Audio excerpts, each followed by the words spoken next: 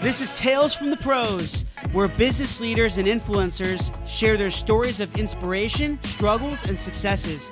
And I'm your host, Michael Giorgio.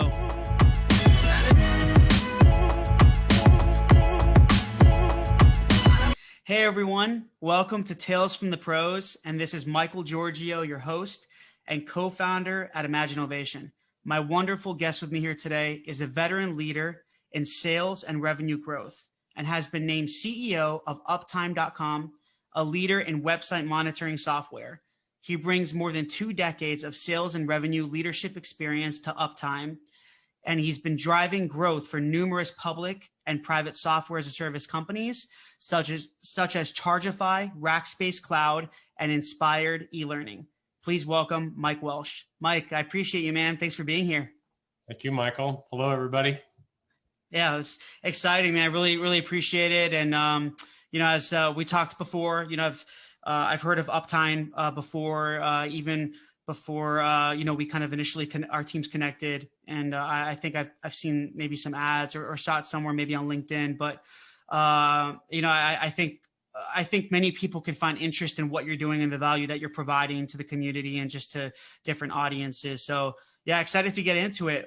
So before we kind of get into, just your experience and what you're doing now at Uptime, let's talk a little bit about your story, right? So, Tales from the Pros, as you know, is business storytelling podcast. And I want people to understand and get some background of kind of how you got to where you are today. I know you were recently named 7 or 8 months ago as the CEO of Uptime.com, and now you guys are really growing and thriving. So tell us kind of how you got here, and you don't have to start when you were born. You don't have to go that back. Yeah, no, I'll skip forward a lot and save all your viewers some real boring moments. But I think I followed a relatively traditional progression from like sales guy to sales manager to sales leader, VP of sales, CRO, and then finally CEO. But that sounds a lot more contrived and obvious than it is. I think for me, I talk a lot. Right. I try to limit it. And as I get older, I talk less and try to make my words more meaningful. But I'm also a verbal thinker, so I'll think out loud. So generally speaking, I'm obvious and humble and transparent about who I am, but I wasn't always that way. Certainly as a young kind of seller and aggressive and working more hours than everybody else, or, trying to be smarter than everybody else, or whatever advantage I could get to sell more and be super competitive and all those things. Kind of had to get shown that that's not really healthy. It's not beneficial. Ultimately, it's not a successful path to take in terms of sales. So as I learned that through my progression and got better and better at being transparent and humble and genuinely caring or allowing myself to care. I think I always cared, but I just kind of shelved it because I thought that was what I was supposed to do. Sales manager's got to be hard. Sales VP's got to be even harder, and not, director's got to be this. It's all right. No worries. All of these kind of expectations from media and movies and what you see, and just had to jettison all that. And it probably took me about 10 or 15 years to do it. And to get much more comfortable with how you sell, how you collaborate, how you lead, how you lead, and those types of things. So I could talk about my career and starting, with a very young Rackspace and Moso and the cloud stuff, and then my progression in technology. And I'm sure we'll probably poke in and out of that. But the truth is, it's been a growth curve and a spectrum on me becoming self-aware. And understanding, understanding what I really want, understanding what I really need, and then making the connection to others on what they really want, and what they really need, and just bridging it. And I think that works whether you're in sales or kind of ultimate leadership as a CEO. There's no such thing as ultimate leadership, right? I got a boss. So it's the connectivity for me that I kind of got back to, and that's why I'm here, how I'm here anyway.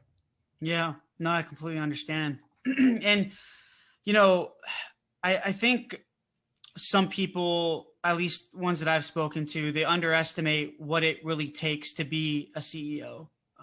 You know, I think CEOs and entrepreneurs, they're used interchangeably. A lot of times I hear about it, but not a lot of entrepreneurs make good CEOs, you know? So, you know, being a CEO is, you know, I just know this from experience, you know, being a co-founder of my company as well. And just the amount of pressure that you do have to make sure you're performing, that your team's performing, to make sure that you're, you know, that you're paying the bill, that you're paying the bills, you're making payroll, that you know you're, you know, maintaining and growing like a, you know, a bottom line, having profit, and just the whole financial picture and the, you know, the financial aspect, operational aspect of it that you have to pay attention to. It's just a lot of moving pieces and parts, and that's the thing is like, so for you, just over time, do you feel like, you know, going through Rackspace and all these other SaaS companies, they were just really all stepping stones to lead you to where you are today, right? And how did you get named as CEO? How did it happen? How was it? What was that kind of that story? Yeah, I'll walk back to the beginning of the question and then end with the end. But yeah, as a CEO is the most terrifying role I've ever had, because there isn't any. All right, you just decide. You know, I mean, you have to make the decisions, and it's lonely. It is, you're on an island. Like every decision you make is impactful, and there are I mean, people's livelihoods are on the line. Their lives aren't, but their livelihoods are, which is probably number 2 in terms of everybody's kind of ladder of importance, right? So I think it's a hard job. It really is. And it's not so much about the thinking and everything else. It's just, you have to start and finish, right? And if you do it well, if I do it well, you get everybody involved and everybody understands that there's no magic wand, and that from my perspective, it's got to be collaborative and we all work on this together. There's no bullshit. It is, I'm not some type of magic wand guy where I can say, well, this is the right way, and this is the right way, and this is the right way. It's help me understand what the right way is going to be. And doing that with no ego and just straight humility is hard. It's really, really hard not to just sometimes say, forget it, we're doing this. Because that's right. Oftentimes the wrong thing, but then sometimes it's vitally necessary. So anyway, so that's my view on the role as CEO. I never really wanted or needed to be CEO. It just progressed that way naturally. I think, I don't know which came first, the capability to be CEO or the opportunity, but I imagine they got here pretty much the same time. Anyway, so back to how I got here and how I got to CEO. So I have I got a long history and a pretty extensive network that goes deep for a few decades, and that's just in the IT. I was in staffing before IT, and still got some vestiges of that, but it's pretty much the technology side. And I do some mentoring with kind of founder and CEO types that are trying to figure out, how do I do sales? When should I do sales? Should I hire a sales VP? Should I hire a sales rep? Should I hire an SDR? Like, should I keep selling? Like, trying to kind of walk through different sales structures and models, and I'm pretty good at conceptualizing that. One of my few strong talents. And so that's this kind of tail that I've been kind of trailing behind me for a while.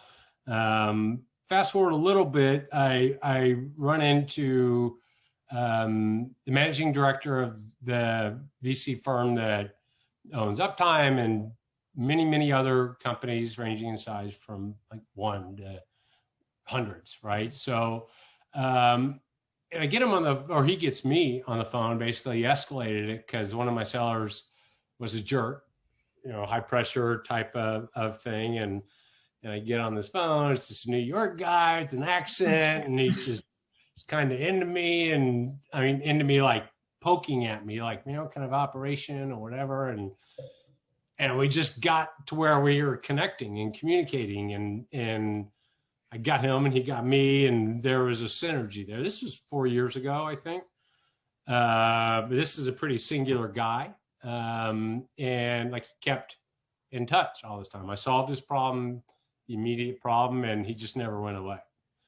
And then last year, when I'd gone into Inspired eLearning to help them kind of fix and control sales. It was a little bit of a wild west, but get all those things right in order to sell. We went through kind of some management presentations, like 30 or 40 of them, and then sold the company to J2 Global. So all this time I've been talking to him, and kind of getting towards the end there. It's like, well, what are you going to do afterwards? I don't know.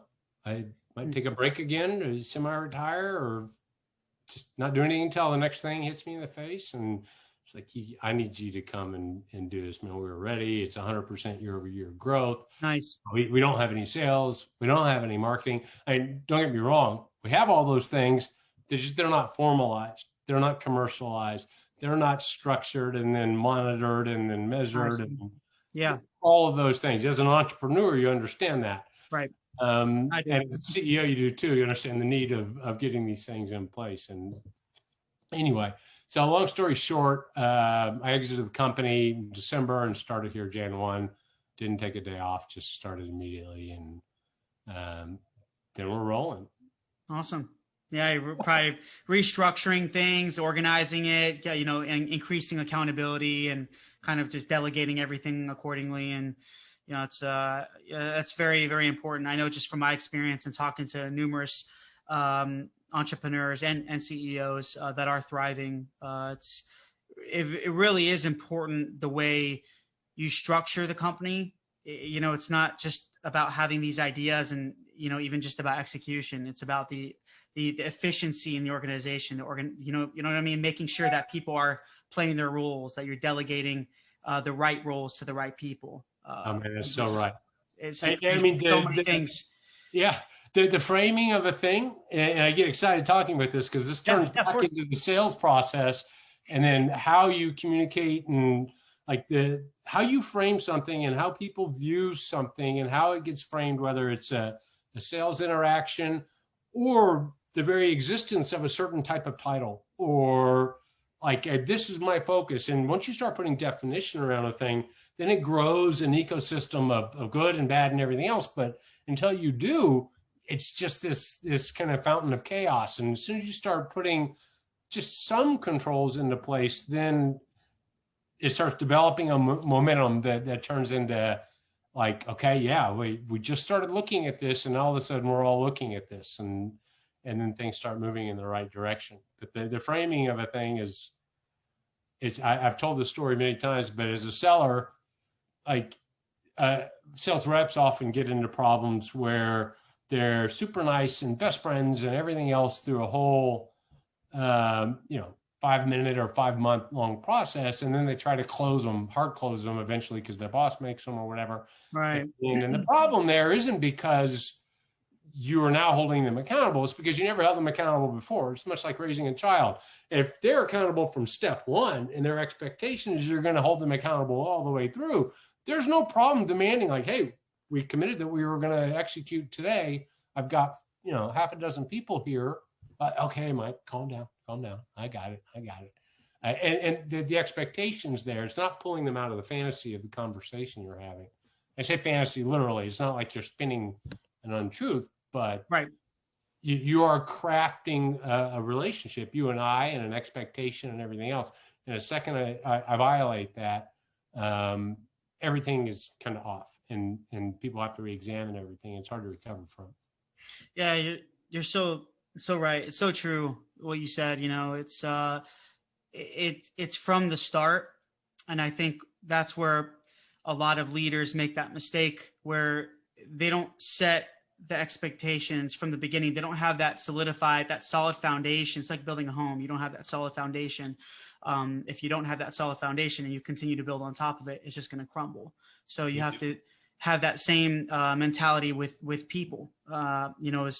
making sure they understand their expectations, you're aligned with what they're going to be doing for you, for the company, and that you are aligned culturally and with the vision, and all that's very important, is really creating that foundation, having those expectations from the beginning. So true. And I mean, we've all made those mistakes. Sometimes and that goes the same thing with customers too, is setting those expectations, having that foundation from the get-go, from the beginning. And it's going to just really set the whole journey for, just making it all seamless.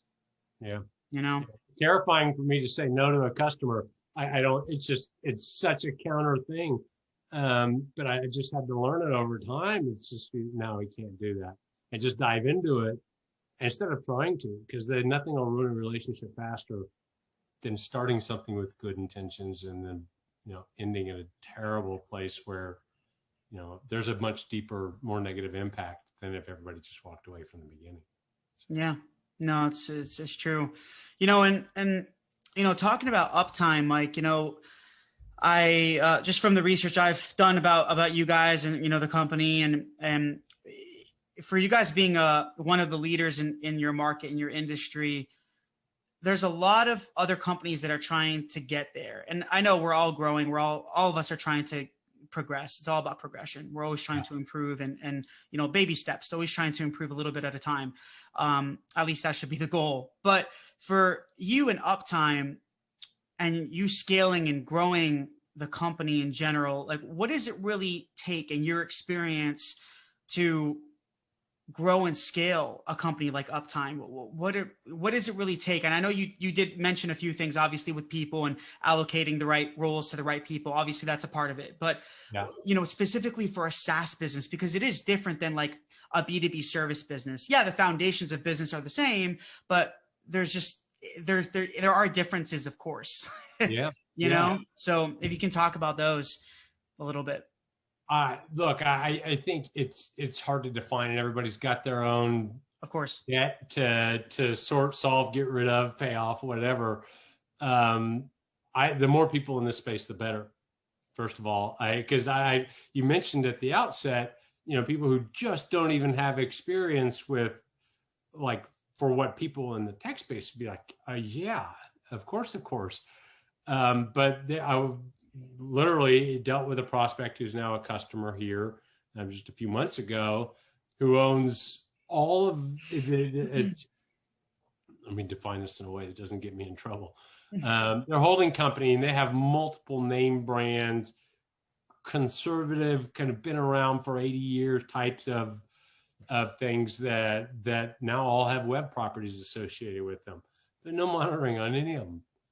Like they just how do you find out something's down? Well, somebody notices it, tells us. Like that type of setup is there, and there has to be some awareness. There has to be some pressure on companies like Uptime or others in this space to grow, to improve. There's also a benefit to seeing what somebody else is doing that's innovative and interesting and cool, or we thought about doing that, we've decided not to. Good. They go fill that niche and we'll keep working on ours. I think with Uptime specifically, I am super lucky in that there's been a bunch of unicorns that work at this company, man. I mean, a bunch of awesome, really smart, brilliant people that operate. I mean, look, we've been around without a CEO for 6 years. And that's wow. I'm not here because, oh my goodness, we can't manage this. I'm here because like somebody's got to be dealing with all these types of CEO kind of decisions, like branding or what product direction are we going to go to? Like, what big terms do we make? Those types of things. At some point, you just need a decider. But these unicorns have just been killing it, and they've been operating from a technical purist point of view that makes this entire kind of feature and product like just super elegant, like very pristine and fresh and uncluttered. And one of the things you'll notice if somebody goes this deep, you look around the space, is there's lots of companies that try to do everything for everybody, and lots of noise and clutter, and you can't figure out what pieces of a thing are a thing. And look, some of these are giant companies that are way bigger than we are. So I'm not denigrating them at all. And I imagine at scale at that size, you start developing a pretty long tail of products. But the nice thing about us is we just go so very, very deep on like a much smaller, more narrow kind of subset of core functionality, to where it's like I get in fights with our CTOs and architects all the time, because they're like, no, not putting that in the UI. And it's like, I really shouldn't be saying that to the CEO, but I love the fact that they're saying that to the CEO. And like, you have this whole dynamic because they know what they're doing, way more than I ever will. So I think what really floats my boat about the opportunity here is they've done such a great job of having a really elegant, really usable technology with the core kind of functionality people need. But we get one of our most common requests is we want to change the sensitivity here. Like, we want to be able to ping our website, in milliseconds, or every second, or every 10 seconds, or every X amount of time, and we won't do it. We can, but we know that they'll get false positives and it won't be the right experience for them. And whatever they're trying to do, they're trying to use it incorrectly, and we're not going to do that with our product. But you can look across the landscape and see a bunch of our competitors who absolutely do like that. And then those prospects come back to us because they're like, I can't keep getting all these false positives. Can't keep getting alerts when we're not down. The way you guys are recommending this stuff gets set up is the right way. We're sorry. But like that type of thinking on how we've set up everything about uptime is pervasive on our company, from support all the way to just a sysadmin who's working on SOC and things like that. Like, everybody's just so thorough, so smart. Just really blessed to be here. Yeah, no, that's awesome. It seems like you guys have really niched out. You're in a particular space, and it also seems like you have those unicorn employees, but they're also very passionate. They care about the product. They care about the value that they're providing to the customer. That's so important. You hear this all the time with just employees being at different companies, and they're just not all there emotionally. They don't, it's like they just don't believe in what they're marketing or selling or what they're building. Yeah. And I think that does hurt the company on a branding perspective. It hurts the culture, just many different levels. And that's very important to make sure that not just SaaS companies, but all companies have people that really, really, truly do care, so make sure you hire slowly, hire good people. That's the key, right? I hate the CEO speak of, well, what keeps me up at night is, but that does concern me, because at scale, it has to break down. You lose some sense of connection. And I'm sure my sister's got a PhD in psychology and sociology, and she's super smart and all these things. She can probably tell me exactly what the number is where kind of tribes break down and start to splinter, and where you lose some. I don't know where exactly it is, but I know it's going to happen someday. I just want to keep it out as far as I possibly can, because then it sure is nice to be with really motivated, really smart people. Mm-hmm. Yeah. And, talking more about just SaaS companies in general, and obviously with your immense experience, when a startup, when they're in, a SaaS startup, when they're trying to kind of figure out their monetization plan and all that, right? And I know there's so many different plans that there's so many different strategies that you can go about, like freemium or paid subscription or microtransaction. There's so many different things that you can do. But in your experience, do you think a lot of these SaaS startups are making mistakes with the way they're monetizing their products? You think that some of them are just monetizing too early, they should probably build a free community base first and then monetize that? Or, what's kind of some of the, just the problems and challenges, not with just monetization, but even other aspects of SaaS companies? Like, what are some of the problems that you've seen them face, and just how do they overcome them? I think I would never call myself an expert on this, but I have this debate pretty regularly in terms of because first of all, everybody wants to go up to enterprise. Everybody wants to go upstream to enterprise all the time, whether you're SaaS or whatever the basis is. And then everybody wants a flywheel. Everybody wants to have the free accounts where you look at all the people that we're going to generate, and some of those are going to grow, right? And right. I think that at the end of the day, like, everybody wants everything, and recency bias is really real, and it's really dangerous in terms of what you know and what you don't know. So the way I manage it and think about it and have tried to keep aligned with is to try to stay within my lane. Like there are things that are kind of integral and part of every company that's out there, whether it's a day old or 100 years old.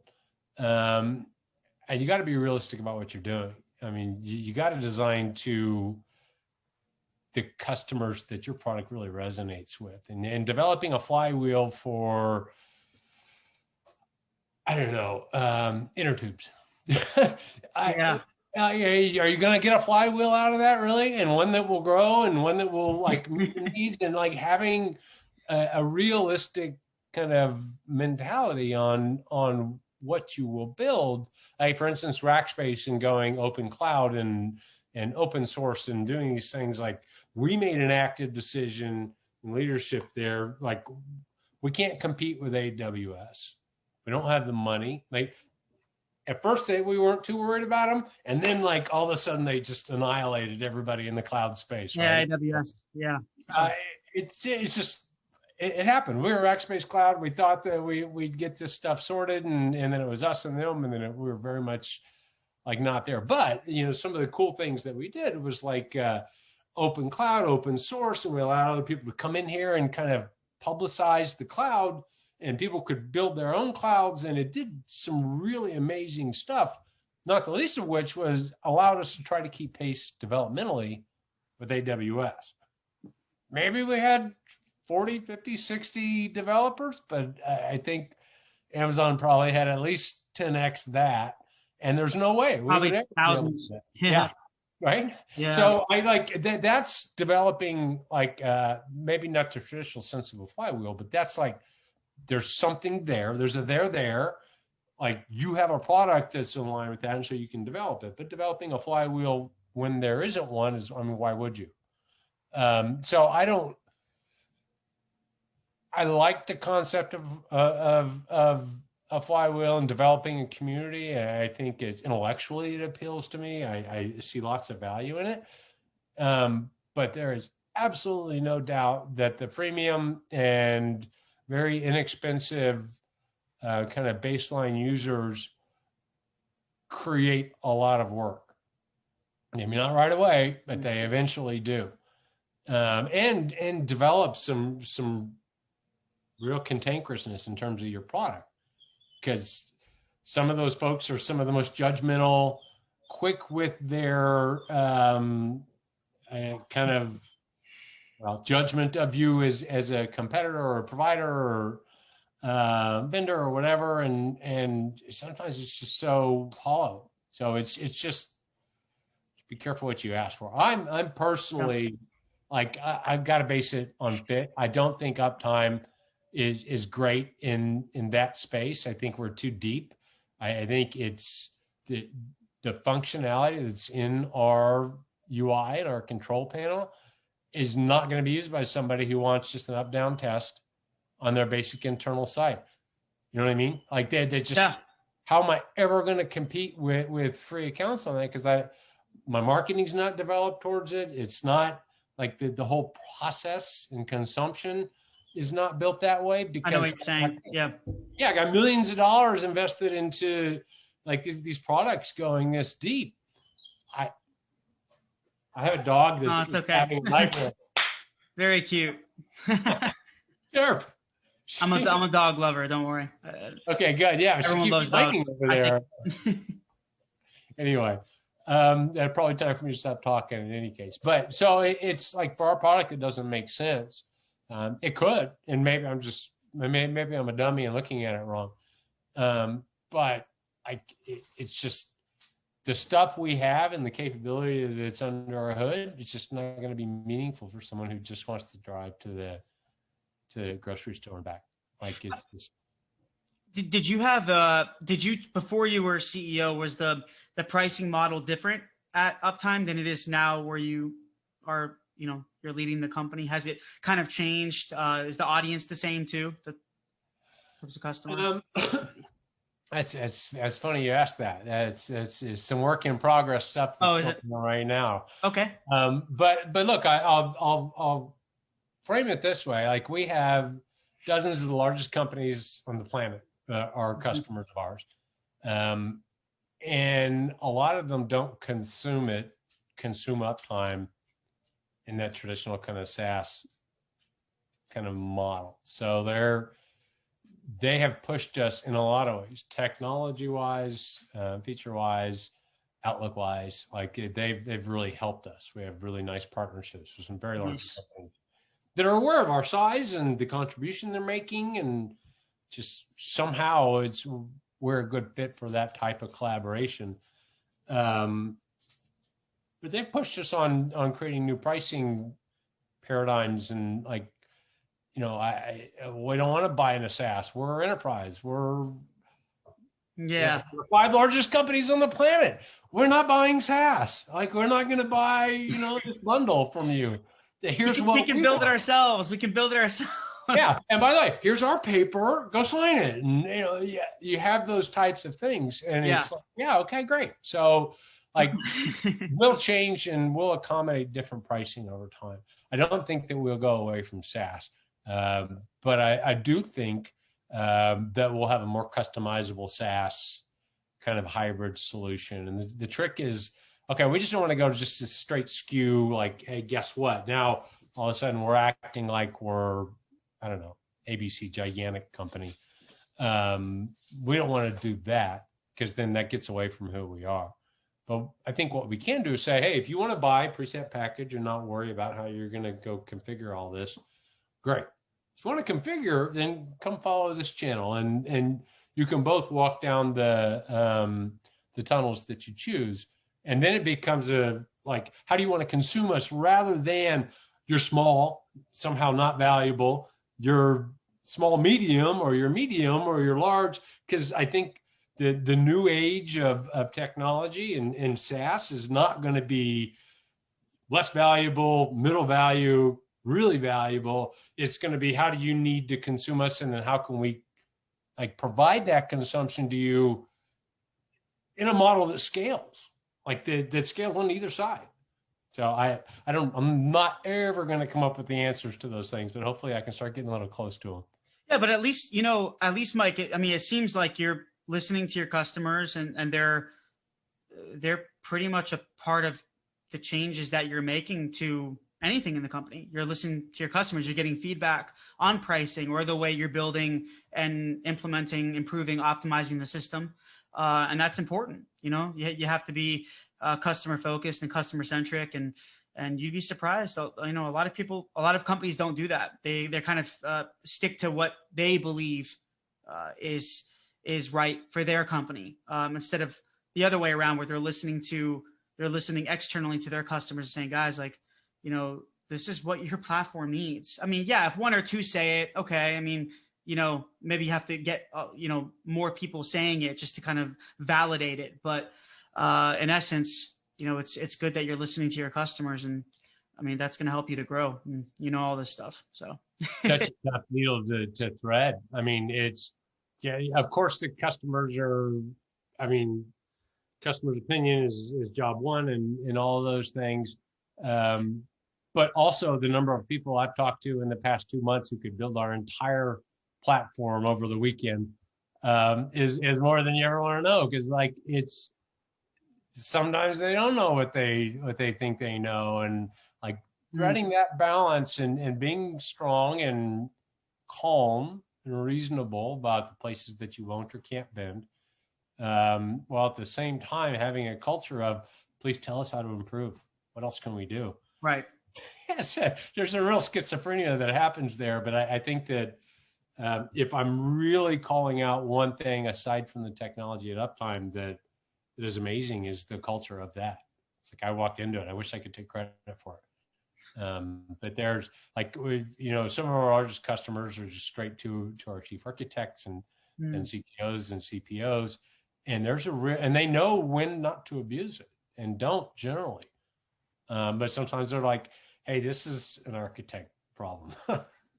Please escalate it. Thanks for your help.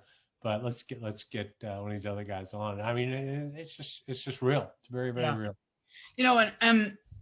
Just talking about Uptime itself, like the value that you guys are giving to your customers, when it comes to monitoring a website and the problems that you encounter, I'm sure I can't even imagine, the amount of sites that go down and companies probably don't even realize it.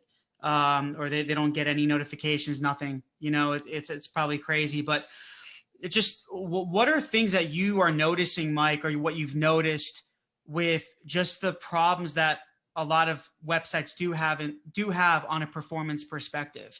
Is it, I mean, any data, I mean, what kind of data did you find lately that's been kind of, it can just be surprising or? Well, I don't know. You've probably got some salty folks that are like, yeah, I've known that for 15 years. Thanks, pal. But I think one thing that your subscribers or the folks listening might be interested in is, like, we talked about the freemium model. We talked about like the flywheel, and there are some very good companies out there who are very good at basic checks, up and down, get it for free. If you want to do anything advanced from that, then you have to pay. Right. And some of them are still, they're faking it till they can make it on the like the deep end of that, right? So there's some of that stuff out there, but a lot of people start monitoring by saying, is my site up or is my site down?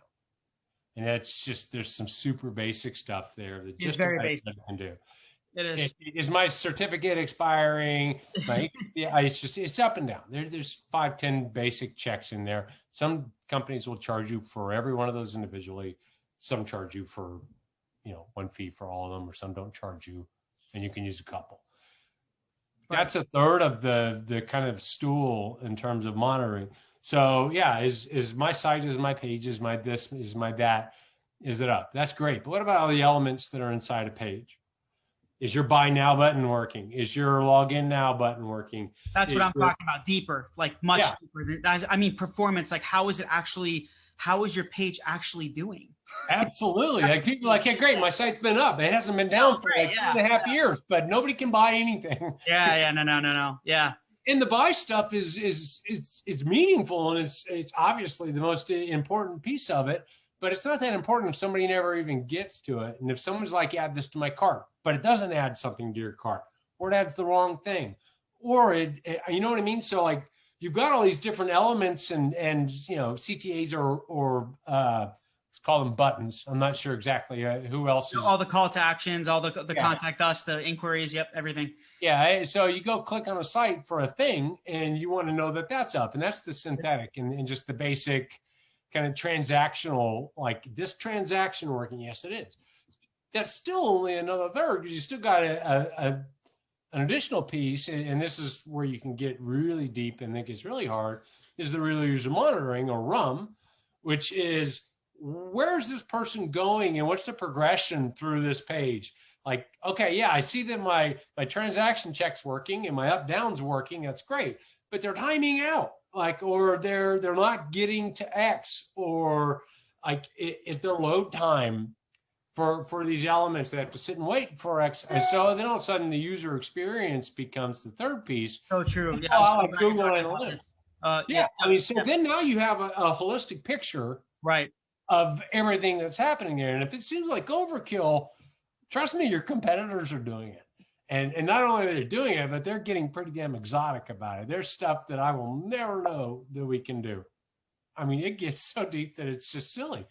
But they're doing it. And then they're dissecting and pulling apart all of the CSS and code to find out where the errors are. And more, they're looking at companies like Uptime and some of the other good deep ones out there to help them kind of decompose what the problem was and do some real, postmortem on errors or some dissection in terms of figuring out why is this breaking. Like there's a much deeper collaboration coming in the next 5 years from companies like us than has been around for the last 5. That's exciting, and oh man, I can completely resonate with everything that you're saying, especially what we've dealt with at our company on just the website perspective and just all the apps and things like that. There's, because when it comes with a website, right, you're going to have integrations like HubSpot, right? And we have like HubSpot integrations. Sometimes you don't know if that's working. One time we caught an issue. We tested everything. We thought it was working. One of our workflows, one of the workflow integrations between our site and HubSpot, and one of the triggers was not working, which was stopping them from receiving one notification, and that hurt our sales. Yeah. You know what I mean? So absolutely, understanding that whole performance much deeper, forget, if it's up or down. I mean, yeah, that's like very, very basic, but in terms of the user experience perspective, how they're engaging on a page, and where they're clicking, kind of like that heat map type of orientation, that's where it gets very powerful. And I think a lot of companies really need to tune in and understand that. And when they're ready, when they're at that point in time when they really need it, I'm sure some websites don't need heavy, performance checking, and I think a lot of them do. But yeah, it's crazy. I spoke with a customer a few weeks ago, and they always have Uptime up. Like they never, ever don't have Uptime up. If I can throw in a whole bunch of negatives into one statement. But they even use us in lieu of like Google Analytics because they don't always have that up. But they can then go into real user monitoring. They can see that type of blending is just coming fast and furious. It's not going anywhere. The predictive analytics, being able to tell you what might break, what's looking like, hey, this is something we've seen before with this, or with something similar, and you should check this. It's got a yellow in terms of your predictive health here, like things like this where we're furiously researching and working on in the background right now. If companies aren't working in these areas, then or already offering stuff in these areas, they're not going to be able to compete. So it's the deeper and deeper and deeper always.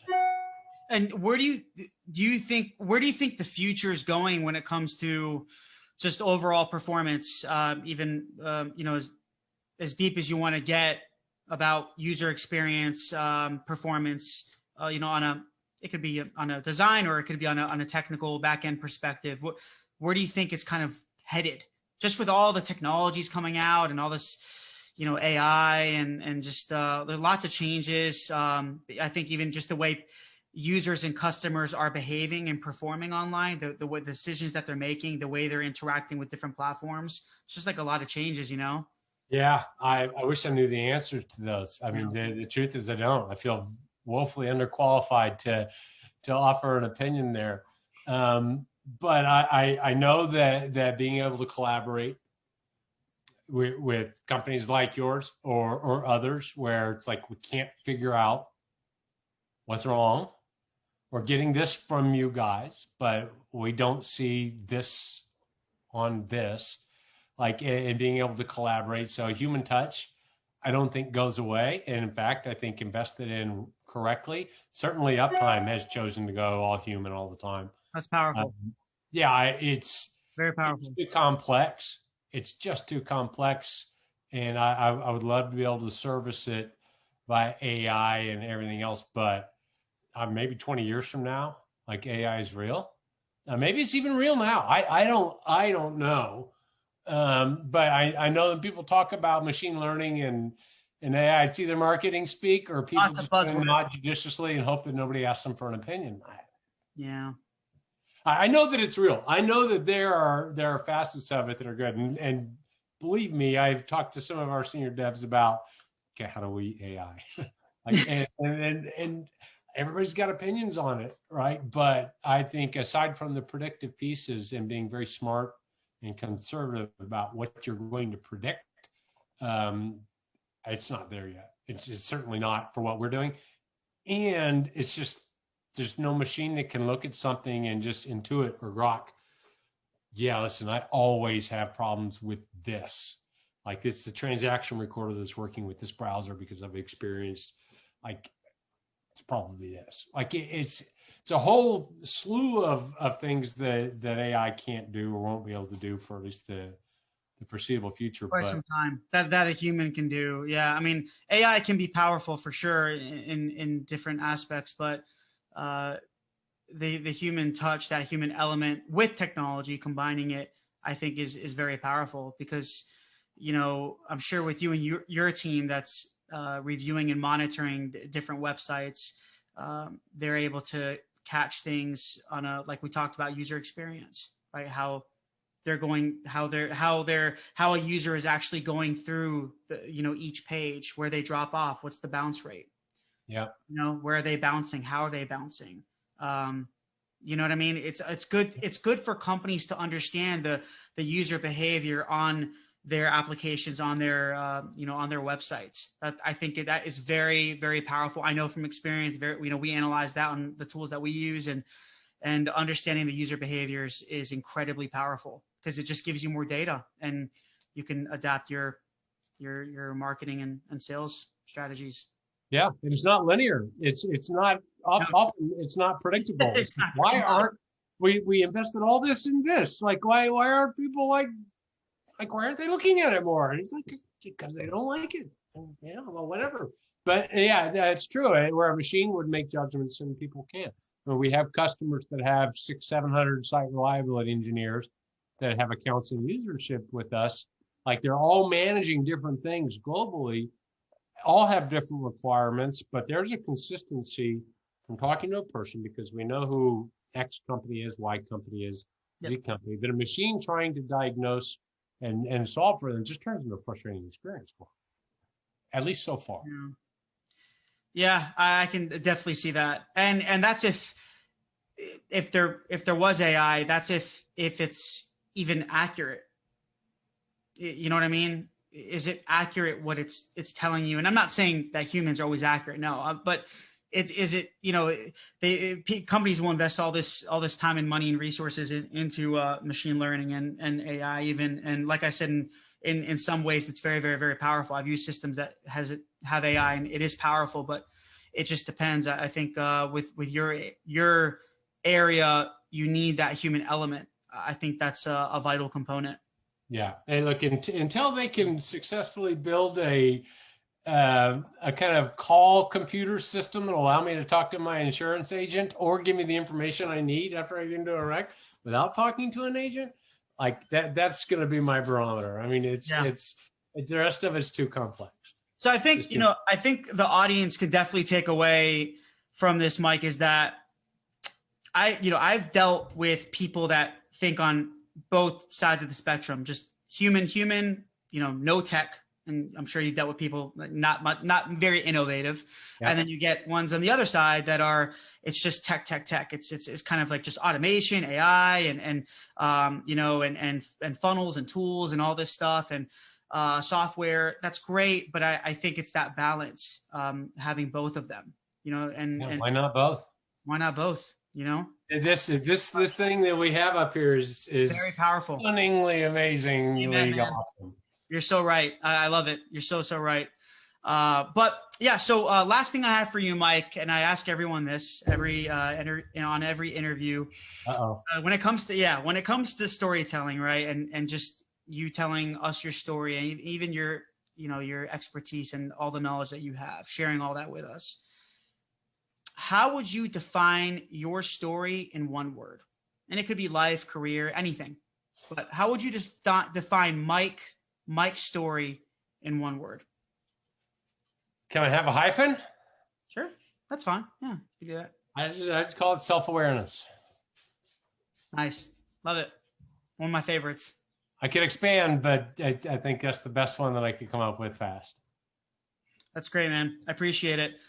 This has been wonderful, Mike. I very thankful for having you here, and I think you shared and poured a lot of knowledge, and a lot of people can learn from this. And whether they're tech or not doesn't matter. I think there's a lot of value here, and I really appreciate your time and everything that you've shared with us today. So thank you so much. So tell us, where can everyone find you, and tell us the Uptime site, all that good stuff.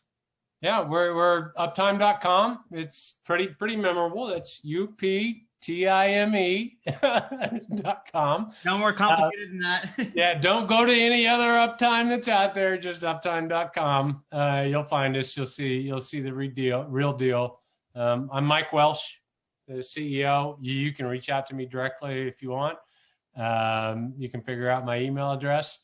But otherwise, if you're interested in monitoring, you want to talk to someone, you want to leave some feedback, I'd love to hear it. Or even if you just want to chat, like I mentioned at the outset, always interested in investing and taking care of my network. So don't be strangers. That's great. Thank you so much, Mike. I really appreciate it. Like I said, I'm very grateful. I say that many times because I really am. I've tried to have a lot of gratitude. So thank you so much for just being on the show, man. And I appreciate you. Yeah, this is my pleasure. It's been an honor. Thank you. Absolutely. Thank you, everyone, for listening, watching. And this is your host, Michael Giorgio from Tales from the Pros. And until next time, thanks, guys. Please subscribe to our YouTube page and also follow our social media. There are links somewhere around here, but we really appreciate it, guys. Thanks for all the support, and I'm going to be giving you awesome content continuously, and we look forward to seeing you soon.